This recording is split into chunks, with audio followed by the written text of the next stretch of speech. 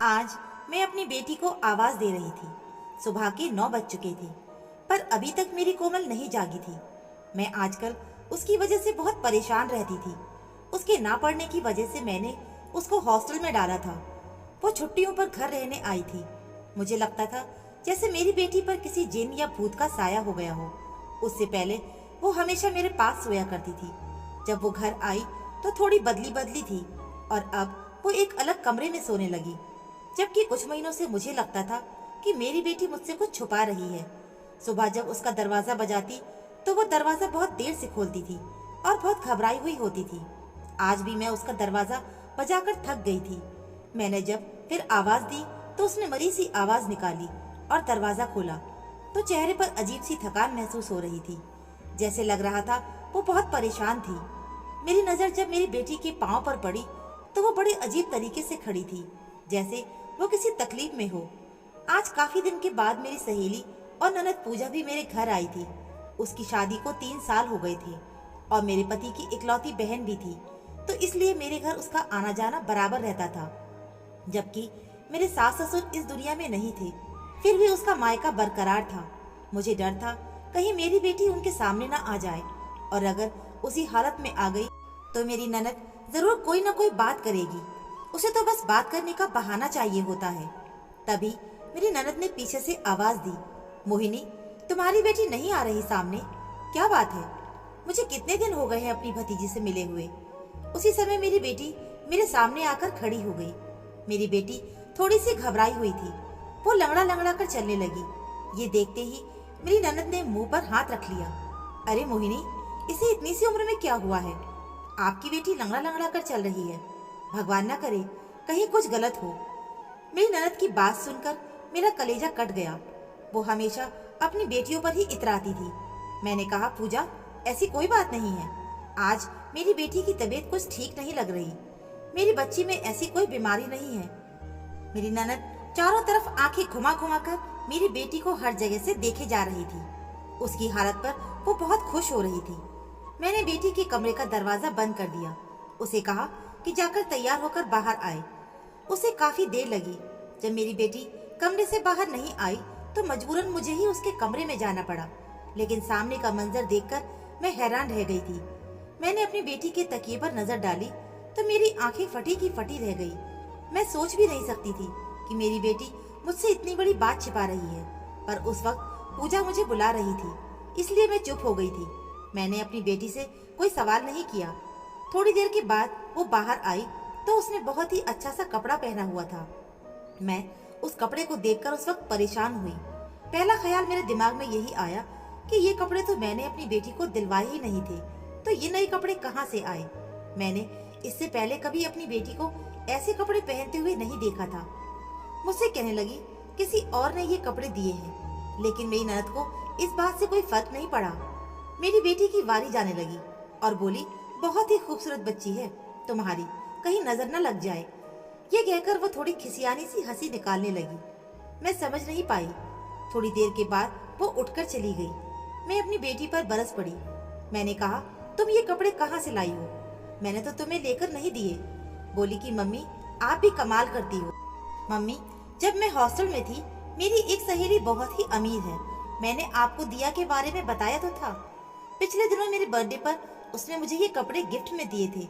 अच्छा, तुम मुझे बता देती तो मैं पूजा के सामने तुमसे ये पूछ लेती तो क्या होता? तब मेरी बेटी ने मुझे कोसते हुए कहा, पूजा आंटी इतनी बुरी भी नहीं है जितनी कि आप उसको समझती हो। मैं अपनी बेटी की बातें सुनकर गुस्सा नहीं करना चाहती थी। मैं चुप से अपने कामों में बिजी हो गई। लेकिन फिर एक अजीब किस्सा हुआ। उस दिन मेरी बेटी ने हॉस्टल की बात नहीं की, बल्कि वो घर पर ही रहने लगी कि आज मैं बहुत थक गई हूँ, आराम करना चाहती हूँ। मेरी बेटी घर का कोई काम नहीं करती थी, लेकिन फिर भी थक जाती थी, इसलिए मुझे उस पर शक होने लगा। सुबह उठती तो उसकी हालत भी अजीब सी हो जाती थी। अगले दिन भी ऐसा ही हुआ। 10 बजे तक सोती रही। लेकिन मेरी बेटी जब हॉस्टल में थी तो सुबह 5 बजे ही जाग जाती थी। पर अब तो उसने अपनी आदत बदल ली थी और रात को देर रात तक जागती रहती थी और सुबह देर तक सोती रहती थी। मैंने अपनी बेटी से कोई सवाल नहीं किया, लेकिन एक दिन जब सुबह उठी तो लंगड़ा लंगड़ा कर चल रही थी। उस समय हमारी पड़ोस की आंटी भी बैठी हुई थी। पड़ोस की आंटी मुझसे कुछ पूछने के लिए आई थी। उसकी नजर मेरी बेटी पर पड़ गई तो उसने भी मुंह पर हाथ रख लिया और कहने लगी, बेटी मुझे पानी लाकर दे। मैं समझ गई थी कि वो मुझसे अकेले में बात करना चाहती है। मैंने अपनी बच्ची को इशारा किया, वो कमरे में चली गई। आंटी मुझसे राज़दाराना अंदाज में बोली, कोमल की मम्मी, तुम बेटी की माँ हो, इतनी लापरवाह कैसे हो सकती हो? तुम्हें अपनी बेटी की हालत नजर नहीं आती क्या? तुम्हें कुछ तो सोचना चाहिए। अभी इस बच्चे की उम्र ही कितनी है? उसकी एक एक हरकत को तुम्हें गौर से देखना चाहिए और जैसे जैसे बड़ी होगी तुम्हें इस पर नजर भी रखनी पड़ेगी। भगवान ना करे कल को कोई ऊंच नीच हो जाए तो तुम किसको इल्जाम दोगी? अपनी बेटी को देखो, क्या करती है, कहाँ जाती है, उसकी ये हालत अभी से क्यों है? ये तो शादी वाली लड़कियों की जैसी हरकतें करने लगी है। इसके चलने फिरने का अंदाज देखो। मुझे तो तुम्हारी बेटी की आंखों में बहुत अजीब लगता है। आंटी तो नजरें पड़ने वाली औरत थी। लड़की की चाल देखकर बता देती थी कि उसका किसके साथ संबंध है। उसने मेरी बेटी के बारे में दुबके चुपके शब्द में जो बात कही थी, उसने तो मेरे पांव तले जमीन ही निकाल दी थी। अब मैंने सोच लिया कि मैं अपनी बेटी पर दिन रात नजर रखूंगी। जहाँ भी वो जाएगी मैं उसका पीछा करूंगी और देखूंगी कि ये क्या करती है। अगली सुबह कहने लगी, मम्मी मेरे पूरे जिस्म में दर्द हो रहा है, मुझे तेल मालिश कर दो। मैंने कहा कि ठीक है। मैं गरम तेल लेकर बेटी के कमरे में आई तो कुछ सोचकर उसने मुझे मालिश करने से मना कर दिया। बोली कि माँ रहने दो, मेरा दर्द ठीक हो गया है। तुम मेरी माँ हो, आप भी तो थक जाती हो। ऐसा करो कि आप भी अपने कमरे में आराम करो। मैं समझ गई कि वो मुझे अपना बदन नहीं दिखाना चाहती। यकीनन उसे मुझसे कोई खतरा था। मैं कुछ पहचान जाऊंगी। वो जान गई, इसलिए वो मुझसे बहुत कुछ छुपा रही थी ना। उसका किसी के साथ कोई संबंध था। ऐसा कैसे हो सकता था कि वो शादीशुदा औरतों वाली हरकत कर रही थी? मैंने कहा, आज मैं तुम्हारे साथ सोना चाहती हूँ, इसीलिए तुम अपने कमरे का दरवाजा खोल कर रखना। मेरी बात सुनकर उसने मुंह बना लिया था और बोली कि ठीक है। लेकिन जैसे ही मैं अपने काम पूरे करके वापस बेटी के कमरे में आई तो देखा उसने अंदर से दरवाजा बंद कर लिया था। मुझे उस पर गुस्सा आया।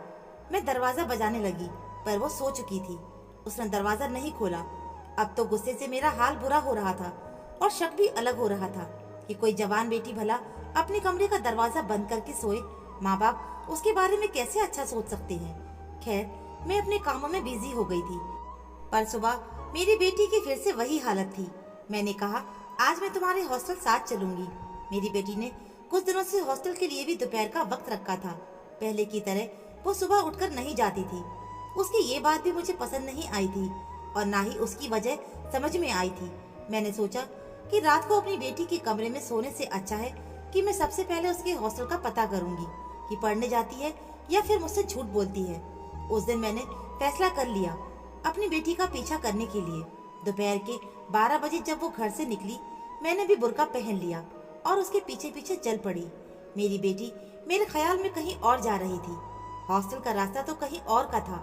फिर मेरी बेटी ने एक रिक्शे वाले को रोका, उसको पैसे दिए और रिक्शे में बैठकर हॉस्टल की तरफ चल पड़ी।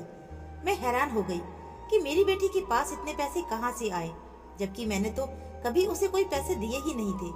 वो अपने ऊपर कहाँ से खर्च कर रही थी। आज तो मेरी बेटी ने अच्छा जोड़ा भी पहन रखा था।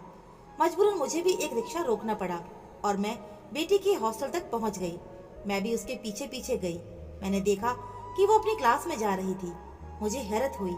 मैंने सोचा कि चलो, यहाँ तक तो मुझे कुछ नहीं मिला, हो सकता है अपनी बेटी के मास्टर से कोई बात करूं तो मुझे कोई ना कोई सुराग जरूर मिल जाएगा।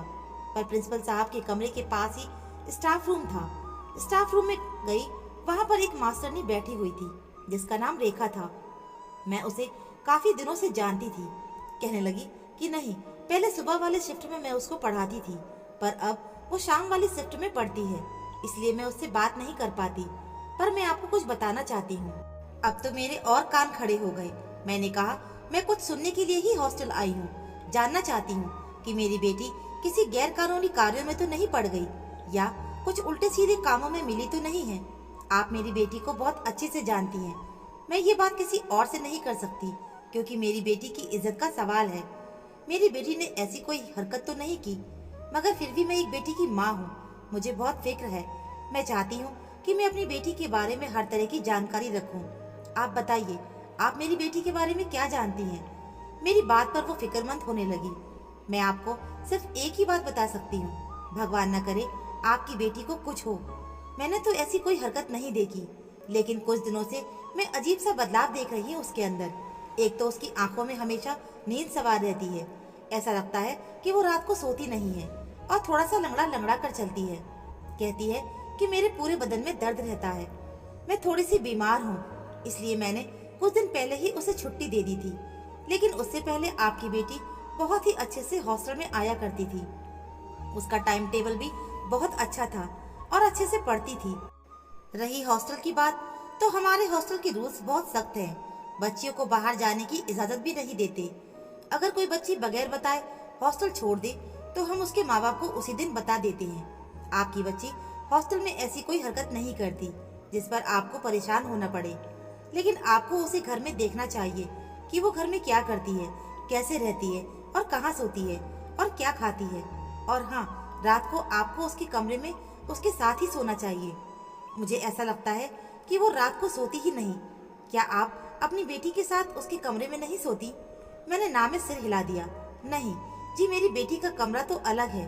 अब वो कहती है कि मैं बड़ी हो गई हूँ, इसीलिए मैं अलग सोना चाहती हूँ, तो हमने उसका कमरा अलग कर दिया। मेरी बात सुनकर रेखा मैडम ने अपना सर पकड़ लिया और बोली कि तुम लड़की की माँ हो। इस उम्र में बच्चियों को अलग कमरे में नहीं सोने देते, उनके साथ रहा जाता है। उनकी एक एक हरकत पर नजर रखी जाती है ताकि कहीं वो अपने माँ बाप की इज्जत को मिट्टी में ना मिला दे। मैं उस बात को सुनकर बहुत डर गई थी। मैंने अपनी बेटी के बारे में अब बहुत गहराई से सोचने लगी थी। अब मुझे वो तकिए वाला सीन याद आने लगा। एक दिन मैंने अपनी बेटी के कमरे का दरवाजा खोला था। वहाँ पर 500-500 के नोट पड़े हुए थे। उस वक्त मैं समझ नहीं पाई थी कि मेरी बेटी के पास इतने सारे पैसे कहाँ से आए, जबकि मैं घर में उसे 100 रुपए भी नहीं देती थी। पर अब वो खुद ब खुद अमीर होने लगी थी। खैर, मैं घर आई तो मेरे दिमाग में बहुत सारे सवाल उभर चुके थे।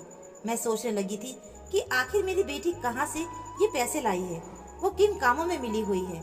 लेकिन मैं उससे ये बात नहीं कर सकती थी, क्योंकि उससे कुछ पूछती तो वो मुझसे झूठ ही बोलती।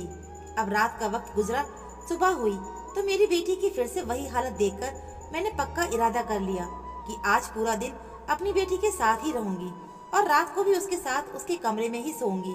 रात को सारे काम करके फ्री होने के बाद मैं उसके कमरे में बहाने से चली गई। मैंने सोचा कि आज बेटी के कमरे की सफाई करूंगी ताकि मुझे कोई सुराग मिल सके।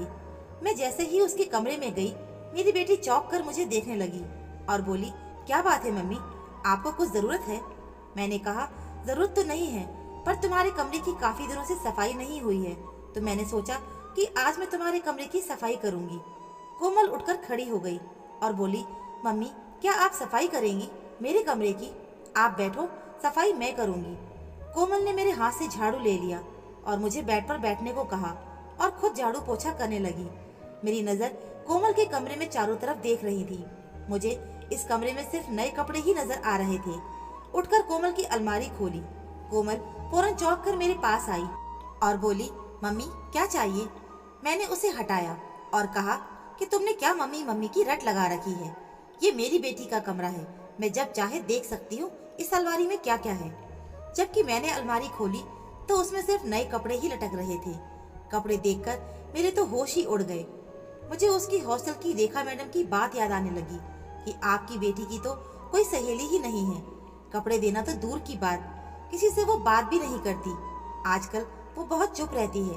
और उसने मुझे जो झूठी कहानी सुनाई थी, उसकी बर्थडे वाली बात भी झूठी थी। मेरी बेटी ने मुझसे कहा था कि उसके कपड़े उसकी सहेली ने दिए हैं, लेकिन ऐसा कुछ भी नहीं था। यहाँ आकर मुझे पता चला कि मेरी बेटी मुझसे झूठ बोल रही थी। मेरी बेटी ने तकिए के नीचे कुछ छुपा रखा था।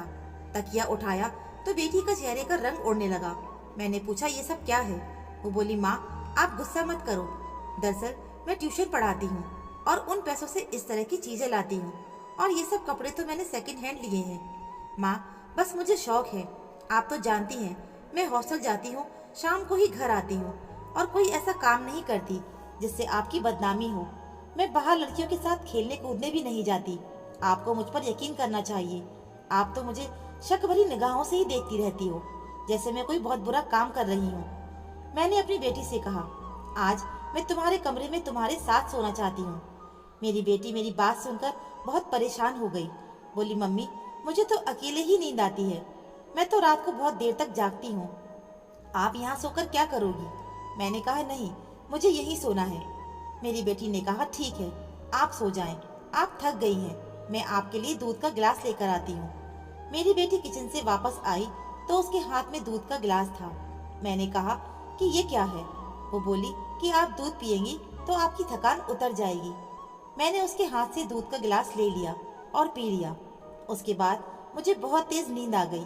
जब मेरी आंख खुली तो पता ही नहीं चला और 7 घंटे बीत गए थे। मुझे अपने ऊपर बहुत गुस्सा आया था कि मैं तो बेटी के कमरे में उसकी जासूसी करने के लिए सोई थी कि उसके साथ उसके ऊपर नजर रखूंगी, और मैं खुद ही सो गई। लेकिन मेरी आंख खुली तो मेरी बेटी मेरे सामने ही बैठी थी। उसने सफेद रंग के चमकीले कपड़े पहन रखे थे। मैं उसके इस तरह का मेकअप और कपड़े देखकर हैरान हो गई। मैंने कहा, बेटी तुम सुबह सुबह इतनी तैयार कैसे होने लगी? वो बोली, माँ सुबह सुबह तो तैयार हुआ जाता है, आज वैसे भी इतवार का दिन है। मैंने सोचा मैं तैयार हो जाती हूँ, अच्छे साफ सुथरे कपड़े पहन लेती हूँ, क्योंकि छुट्टी का दिन होता है तो मैं बच्चों को एक्स्ट्रा ट्यूशन भी पढ़ाती हूँ, मुझे हर वक्त तैयार रहना पड़ता है। फिर मेरी बेटी ने एक ऐसी बात कही जिससे मैं हैरान रह गई। कहने लगी, माँ मेरे लिए कोई अच्छा सा लड़का देखो, मेरी शादी कर दो, मैं अपना दहेज भी खुद बना लूंगी, मैं बच्चों को ट्यूशन पढ़ाकर अपना एक एक खर्चा निकाल लूंगी। मैं आप पर बोझ नहीं बनना चाहती। घर का माहौल पहले से ही बहुत खराब था। पापा जो पैसे कमाते थे वो शराब पीकर घर आते थे और मम्मी से लड़ाइयाँ करते थे। मेरी बेटी इतनी सी उम्र में शादी की बात कर रही थी। उसके शब्द में कोई झिझक या हिचक नहीं थी। वो बड़े ही बेबाक और बेशर्मी अंदाज में ये बातें कर रही थी। अगले पूरा दिन मैं बहुत परेशान थी। उस दिन मेरी ननद पूजा मेरे घर आई। उसके हाथ में काफी सारे कपड़ों की थैली थी। आप यहाँ कैसे आई? कहने लगी, मैं यहाँ तुम्हारी बेटी के लिए आई हूँ। मुझे मेरी ननद की बात सुनकर गुस्सा आने लगा। मैंने कहा, क्यों, तुम मेरी बेटी के लिए क्यों आई हो? पहले तुम वादा करो कि तुम अपनी बेटी को मेरे साथ भेजोगी, तब मैं तुम्हारी बेटी के बारे में सारी बातें बताऊंगी जो आज तक वो करती आ रही थी।